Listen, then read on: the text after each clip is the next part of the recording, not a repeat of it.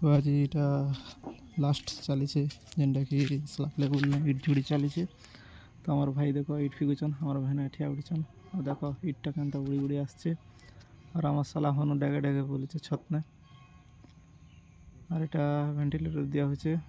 তো দেখো सब लोग কি ভেন্টিলেটর কেতে সাইজে দেওয়ার কথা আর এটা लास्ट के बेल द्वारा चल रखा है जो तले ने फ्लोरिंग काम चली। तो देखो फ्लोरिंग काम मेटाल केनता बिछीचन मेटालटा ठीक बिछीचन हेले क्या करवा हाइट कर देते मैंने तो बेसी हाइट हो जाए और इटा पेन भी बोधे मारी पारे बेसी जोरे क्या जेटा करते लेकिन बादल धरीचे और कामटा एमती लास्ट ही गल ना। तो यहाँ के सर दम गोटे बकरा आज और कल के आउ गोटे बकरा अच्छे सराले आम काम आ सरीज बोलिक आम भी भावुँ आज जल्दी गाँव के जीवार अच्छे।